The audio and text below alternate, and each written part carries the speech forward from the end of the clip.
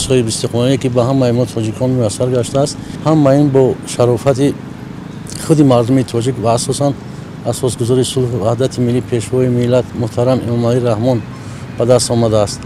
ببینید که چقدر تاجیکستان در حاضر آباد زیبا گشته است. همه این از آن شهادت می‌دهد که آن استراتژی‌هایی که دولت قبول کرده است، برنامه‌های قبول کرده است، همش عملی شده است. روزهای نیست در تاجیکستان یک بنای نو، یک مؤسسه نو، یک کارگاه نو به افتتاح نشده باشد. برای همین آزادانه نفس می‌گیریم، آزادانه سیر و گشت می‌کنیم و در تاجیکستان خودمون قدم می‌مانیم. بی خطری است.